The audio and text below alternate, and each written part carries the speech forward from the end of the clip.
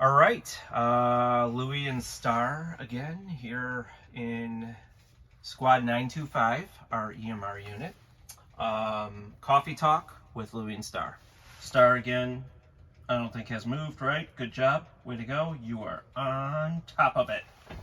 This is Coffee Talk with Black Rifle Coffee, presented by Black Rifle Coffee. 300 milligrams. Outstanding. I love this stuff. All right, good job. All right, here we go. We're gonna go over the End-Tidal capnography. This is gonna be for the intubated portion. I'm gonna go over kind of the process that we went over in the other video, but you're gonna see the additions, or the changes. So this is gonna be when you have an unresponsive patient, or if you're RSIing a patient, or you have to intubate a cardiac arrest, all the above. That's what we're going to go through. So using this instead of the monitor. So this is the piece that we're going to use. All right, so again, you hold down your orange button until the screen comes on. Green writing, and then we get our settings, okay? So we're gonna take our white piece here, which is in packaging typically.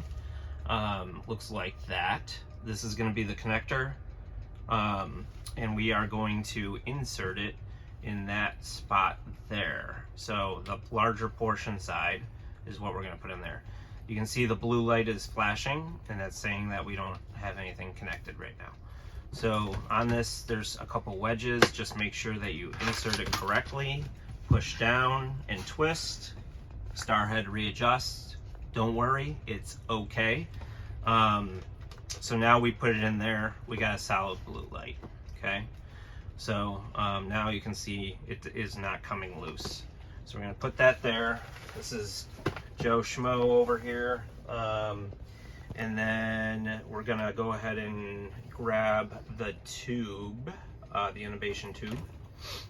So for this portion, obviously we cut off the intubation tube, but we're gonna show you how that all works. So this patient is gonna be obviously intubated. So we're gonna go ahead and show you that by just putting the tube in. Had to cut the tube because this is a CPR dummy. And we're gonna grab this extra piece of tubing. So this tubing is it's just for your End-Tidal CO2, okay? So you got two ends here that look alike, same thing. Doesn't matter what side goes where, but they look like little, if you can see, they look like little IV tubing that goes onto the catheter from saline, okay?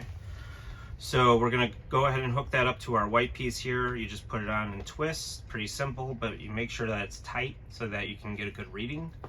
And then this portion is gonna connect to the tube. Now you might think, well, where does it connect, right? We need this piece, okay? This piece is gonna be in there as well. It's a little basic piece that is essential for this. And it's got a little blue tab on there to shut off that portion. So, and I'm going to explain that in a second. There's a good reason for that. So we're going to put this piece on the tube as such. It fits just right. So it's the larger portion that's going to go on the tube right here. This is the skinnier portion. So this is where your bag valve mask would go so you can breathe. This blue portion that I showed you, it's a cap, okay? So right now it's capped off. If we were putting this on, which we're gonna do, we would wanna take that portion off and put this piece on and twist it on, okay? Until it's tight. Tight, but not too tight. You know, make sure that that's good connected, okay? If we did not wanna worry about capnography anymore, say we were going into the hospital and their capnography doesn't connect to ours and we need to take it off. It's very simple. We don't have to stop breathing for the patient. We can just take this off, and that's what the cap's for, okay? then we would take our BVM. For this portion, we are using a pediatric BVM. And I took the mask off already, so we don't have the mask version, which is okay. So the mask is out of this. We just twisted it off. Now we would put it on the tube, and this would be how we're breathing for a patient, okay? Again, that cap is on there, the blue cap, because we don't have it connected. Now, we need to make sure that blue cap is on there if we don't have this connected, because otherwise we're going to lose air, and we don't want to do that with the patient that we're breathing for. Okay, so now we want to connect it, say. So we want to take this blue cap off. We're going to take that other side and connect it just how I showed you before. Twist that on and start breathing for the patient. Okay. Now, I'm gonna, obviously you're not getting any numbers because this is a dummy and he's not alive. So I'm gonna take this out and just show you how. And the dummy is thoroughly cleaned, which is why I'm okay with this next portion. So I'm gonna put this in my mouth so that you can see the different numbers. Before I do that, we're gonna connect our SPo2 also so you can see that as well. That is connected to the top. Our red light is coming on, so we're gonna go ahead and put that on the finger. Should start seeing those readings down at the bottom. Let's go ahead and make this a little bit more adjusted. So we got our readings on the bottom, our heart rate over here, SPo2 waveform. Everything's coming off of my finger right now, okay? So I'm gonna pull that over there. Now, what I just showed you with the dummy is what is exactly here right now, okay? So I'm gonna show you those numbers change. So I'm gonna breathe for a minute, so you might hear me silent and you can see the numbers for a second.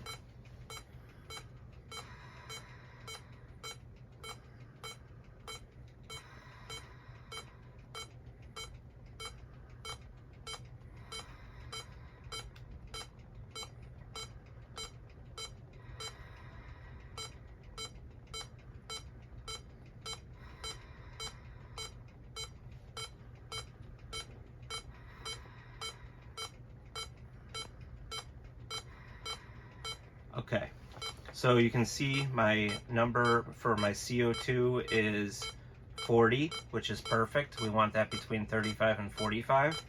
If it's low, we want to slow down the breathing, so we want to slow down our bagging.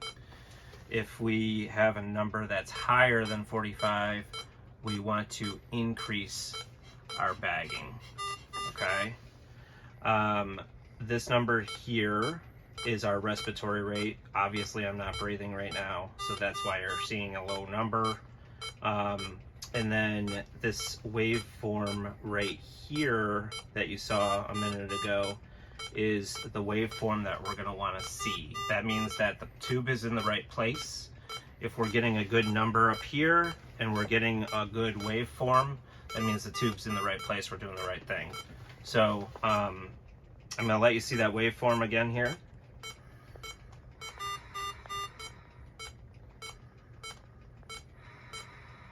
There's our waveform.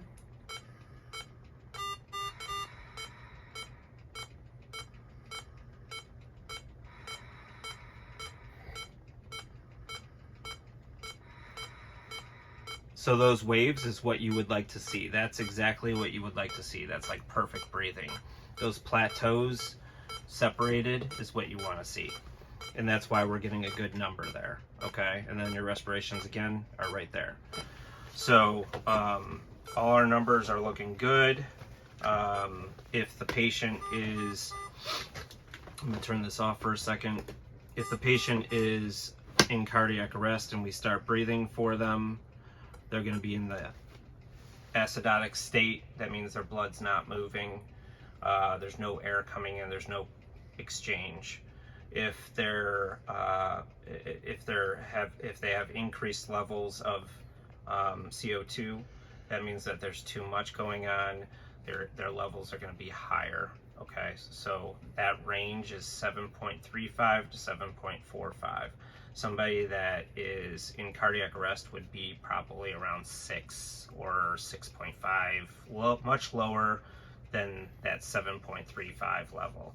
A normal person, 7.35, 7.45, and then alkalotic would be anything above 7.45. That's all playing into this.